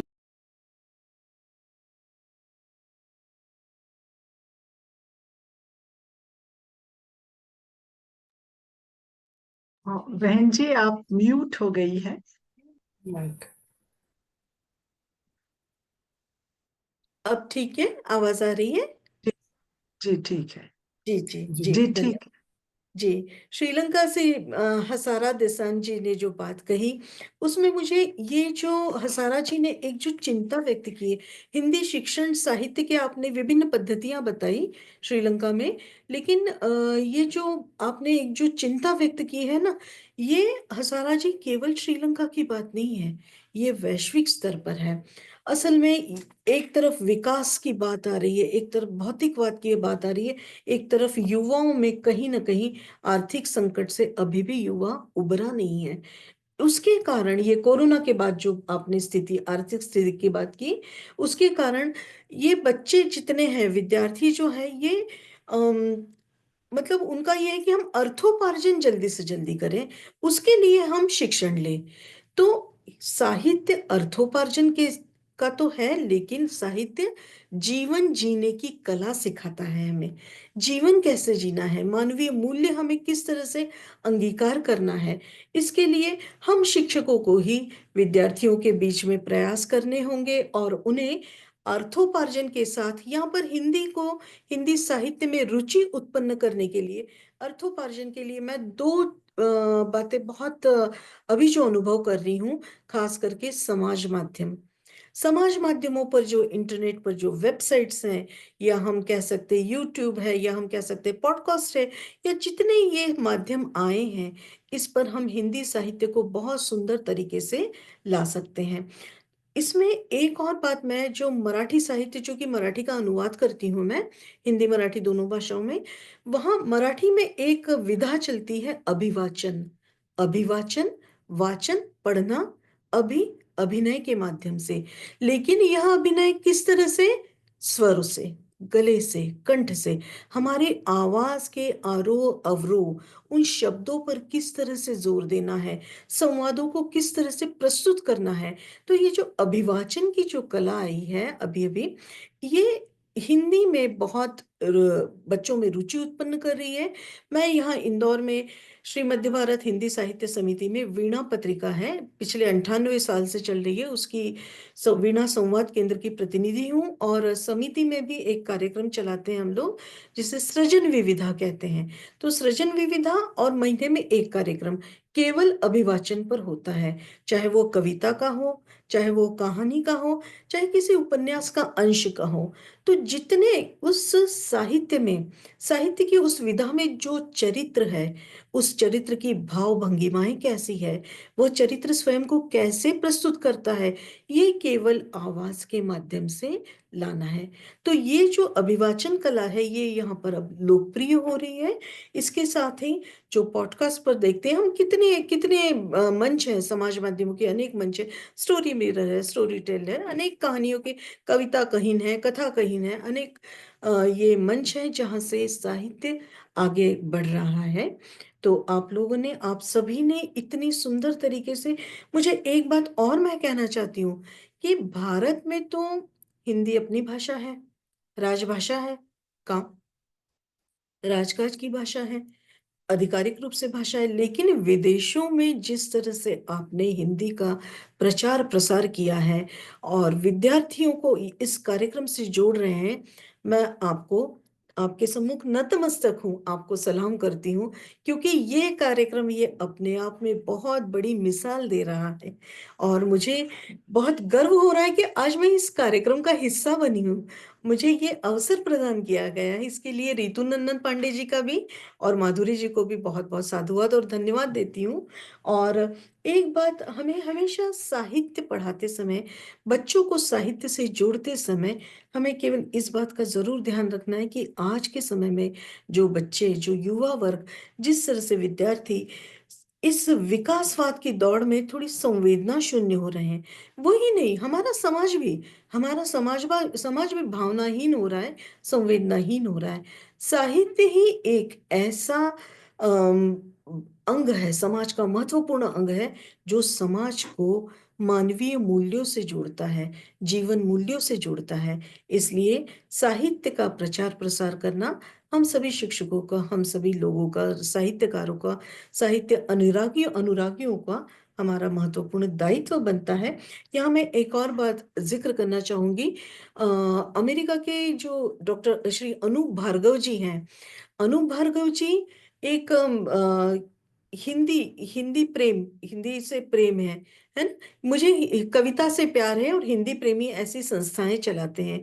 तो देखिए, ये जो संस्थाएं, इसका उद्देश्य ये है कि सहज सरल भाषा में, हिंदी की भाषा में साहित्य को लाए, और इसमें वो सफल भी हो रहे हैं। भारत से माइक्रोसॉफ्ट में है डॉक्टर श्री बालेंदु शर्मा दादेज, ये भी युवाओं के लिए बहुत अच्छा कार्य कर रहे हैं। और इन सभी लोगों ने मिलकर समाज माध्यमों के मंचों पर, इंटरनेट पर, सब तरफ हिंदी को अधिकाधिक रूप से स्थापित किया है।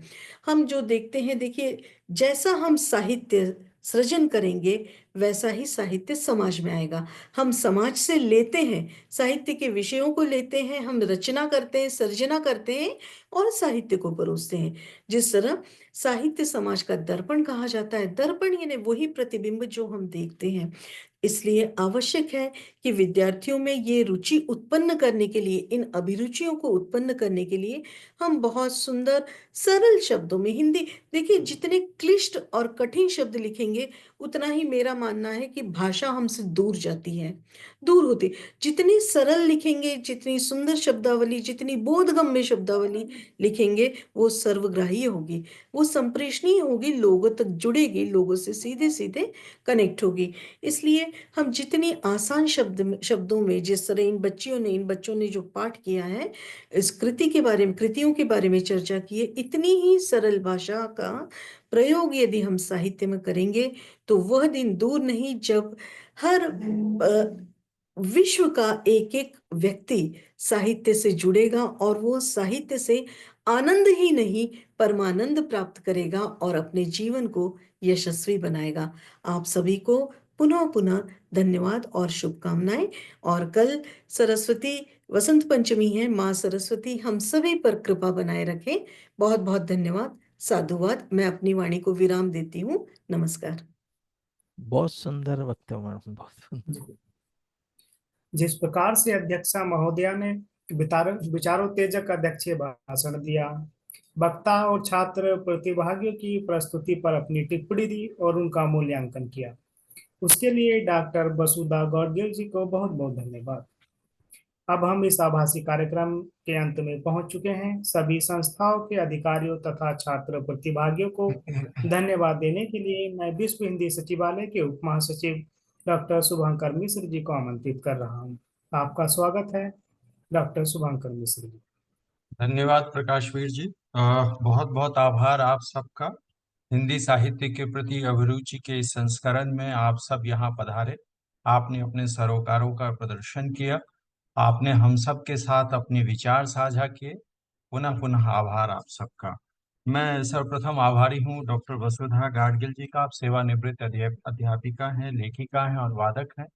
आपने एक बड़े विस्तृत फलक के माध्यम से हिंदी साहित्य, हिंदी भाषा और उसके विभिन्न सरोकारों के बारे में हम सब से अपने विचार को साझा किया। आपने हमारे प्रतिभागियों का उत्साहवर्धन किया, उनकी हौसला अफजाई की। बहुत बहुत आभार।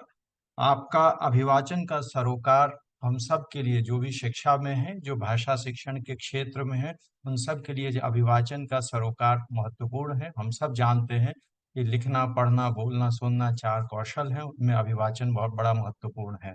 बहुत बहुत आभार एक बार पुनः आपको इस कार्यक्रम में पधारने के लिए, और हम सब के लिए ये गर्व की बात है कि आप इस कार्यक्रम के हिस्सा थे। हमारे सब के लिए, हमारी सब की ओर से आपको बहुत बहुत आभार। मैं डॉक्टर माधुरी रामधारी जी का आभारी हूँ, महासचिव विश्व हिंदी सचिवालय का।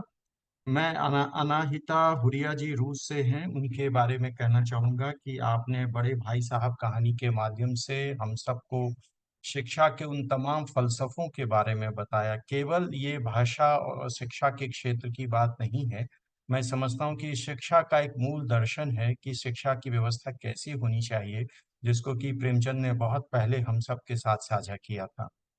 बहुत बहुत आभार कि आपने इतने गंभीर कहानी को सरल शब्दों में प्रस्तुत किया और उसके मर्म को बहुत अच्छे से समझा है। मैं आभारी हूँ जैस्मीन जी, जैस्मीन कौर अमेरिका से जुड़ी हुई। जैस्मीन जी, आपने बहुरंगी कहानियों की बात की है और आपने प्रवास के जीवन और आपके उस प्रवासी जीवन के ऊपर में हिंदी साहित्य का और प्रवासी साहित्य का आपके ऊपर क्या प्रभाव पड़ा, आपने इसकी चर्चा की। आपकी सबसे बड़ी बात कि हाशिए की जिंदगी कैसे होती है और उसमें आप तलाशते हुए उसकी समीक्षात्मक व्याख्या हम सबके साथ साझा की है। आपने जड़ों की तलाश और अस्मिता को की तलाश की बात की है। बहुत बहुत आभार। इस उम्र में आप इस चीज़ों को हम सब जब समझते हैं तो इसका मतलब है कि हम साहित्य और भाषा के सरोकारों से रूबरू हो रहे हैं। बहुत बहुत आभार आपका। मैं आभारी हूँ JS रूबिनी श्री मालिका जी का। आपने सूर्यकांत त्रिपाठी निराला की कविता के बारे में बात की, आपने राम की शक्ति पूजा की बात की, और राम को आपने जिस तरीके से परिभाषित किया वो हम सब के लिए एक नवीन अर्थ था राम के बारे में। राम के बारे में जितनी बात कही जाए उतना कम है, क्योंकि राम शब्द का ही अर्थ होता है कि रमन्ते योगिनः यस्मिन् ते ही रामाः। जहाँ लोग रमण करते हैं वो राम है। तो राम के लिए तो अथाह है, अनंत है राम, और उसकी व्याख्या और आपके माध्यम से जिस तरह से आपने उन सरल और सुंदर शब्दों में किया, बहुत बहुत आभार आपका। मैं आभारी हूँ JS, ठीक है, मैं आभारी हूँ श्री अजय कुमार साहू जी का, रूस से हैं। आपने हिंदी शिक्षण की बात की है। आपने साहित्यिक रचनाओं छात्रों की जिज्ञासाओं के माध्यम से और साहित्य के मायने को समझाया है कि छात्र जब जिज्ञासा करते हैं तो साहित्य के मायने को आपकी तरफ से और आपने अपने दर्शन के हिसाब से उसको व्याख्यायित किया। बहुत बहुत आभार। आप संवेदनाओं की बात कर रहे हैं और कक्षा पत्रिका का जो आपका प्रयास है वो अभिनव है। हम सब की तरफ से आपको ढेरों अभिनंदन। बहुत बहुत आभार, बहुत बहुत धन्यवाद इस कार्यक्रम में पधारने के लिए और आपके नवीनतम प्रयोगों के कारण। बहुत बहुत आभार आपका। मैं आभारी हूँ आदरणीय डॉक्टर ग्रेविएला निक, अमेरिका से पधारी हैं। आपके अभिनव प्रयोगों, नवाचार शिक्षण को देखकर हम सब बहुत उत्साहित हैं मैम। हमें ये लगता है कि हिंदी का भविष्य सुरक्षित है आप सब जैसे कर्मठ साहित्यकारों और भाषा अभियानियों के माध्यम से। आपने ये भी कहा कि आपकी सबसे बड़ी बात है कि आपका, मैं जो प्रेजेंटेशन देख रहा था तो आपका जो शैक्षिक प्रशासन का जो हुनर है, जो कौशल है, वो निस्संदेह अभिनंदनीय है। आपके योगदानों के बारे में आपने कहा, लेखकों से भेंट मुलाकात की बात की है, आपने विविध लोक कथाओं की बात की, और जो सबसे अच्छी बात मुझे आपके प्रेजेंटेशन में लगी, वैसे तो सारी बातें अच्छी थी, उसमें की कहानी, सवाल और शब्दावली। तो ये एक अभिनव प्रयोग है, नवाचार है, जिसके लिए हम सबको, जितने भी हिंदी प्रेमी हैं, आप पर गर्व है कि आप इस तरह से कार्य करते रहेंगे तो निश्चित रूप से हिंदी का जो वैश्विक फलक है निश्चित रूप से आगे बढ़ेगा। बहुत बहुत आभार, बहुत बहुत धन्यवाद आपका। मैं आभारी हूँ हजारा जी का। हजारा जी, आपने बड़े ही सुंदर शब्दों में आपने कला स्नातक गौरव उपाधि के पाठ्यक्रमों को बताया और एक जो बदलते सामाजिक आर्थिक परिदृश्य की बात की, जिनका कि अध्यक्षीय भाषण में भी संदर्भ आया था। तो ये एक सत्य है और ये चीजें बदलती रहती हैं। हम कहते हैं कि कुछ भी स्थायी नहीं होती है, सब कुछ परिवर्तनशील होता है, परिस्थितियां बदलती रहती है, लेकिन उन परिस्थितियों के माध्यम से भाषा भी निरंतर उसी तरह से प्रगतिशील होती है, और क्योंकि भाषा समावेशी होती है। तो मुझे लगता है कि आपके माध्यम से और अध्यक्षीय भाषण के माध्यम से भी हम सब ने इस चिंता पर विचार किया, और आपके सरोकार को नमन कि आप इतने गंभीरता से इन चीजों को उठा रही हैं। तो निश्चित रूप से जब आपने अपनी बात कही है तो उस पर विमर्श होगा और उसका निदान भी हम सबको मिलेगा। बहुत बहुत आभार, बहुत बहुत धन्यवाद। मैं आभारी हूँ इसके साथ ही इस कार्यक्रम में जुड़े, जो आज के कार्यक्रम में परिचर्चा अंश में जुड़े थे, डॉक्टर माधव जी का, डॉक्टर राजशेखर जी का और रामाश्रय जी की बात की, जिसके कहने में कोई हानि न हो कहानी है, एक नई व्याख्या है। तो बहुत बहुत आभार, आपने मुझे इस शब्द संपदा से परिचित कराया। बेहद आभार आपको विश्व हिंदी सचिवालय की ओर से। मैं इसके साथ ही जितने भी लोग हैं जो इस कार्यक्रम में जुड़े हैं, मैं देख रहा हूँ कि वेंकटेश्वर राव जी हैं, ज्योति शर्मा जी हैं, रमेश जोशी जी हैं, वंदना शर्मा जी हैं, प्रकाशवीर जो मंच का संचालन कर रहे हैं, उन सबको, तमाम लोगों को आभार कहता हूँ। एक बात हम सब के साथ में ये है कि हम सब उस संस्कृति के लोग हैं कि जो निरंतर प्रगतिशील हैं। हम सब संबद्धध्वम संगच्छध्वम की शैली के व्यक्ति हैं। और मैं, चूंकि अनिल शर्मा जी की एक पंक्ति थी कि कविता के माध्यम से उन्होंने समाप्त किया था, विशेषकर उनको मैं समर्पित कर रहा हूँ। कि शिव मंगल सिंह सुमन की एक कविता की 4 पंक्तियां हैं कि सागर की अपनी क्षमता है, सागर की अपनी क्षमता है, पर मांझी भी कब थकता है, जब तक सांसों में स्पंदन है, उसका हाथ नहीं रुकता है, उसका हाथ नहीं रुकता है। मुझे लगता है कि हम सब भाषा अभियानी आज आप सब लोगों के साथ मिल करके जिस सरोकार, जिस विमर्श के साथ आगे बढ़ रहे हैं, निश्चित रूप से आप जिस तरह से विश्व हिंदी सचिवालय के सरोकारों से जुड़कर हमारे साथ काम कर रहे हैं, कंधे से कंधा मिलाकर, बहुत नमन, हार्दिक अभिनंदन भारत गणराज्य की ओर से, मॉरिशस गणराज्य की ओर से। जय हिंद, जय मॉरिशस। विश्व हिंदी सचिवालय के उप महासचिव डॉक्टर शुभंकर मिश्र जी को इस प्रेरणादायक धन्यवाद ज्ञापन के लिए कोटि से धन्यवाद। अब हम इस कार्यक्रम की समाप्ति की घोषणा करते हुए आप सबसे विदा लेते हैं। शुभ रात्रि, नमस्ते।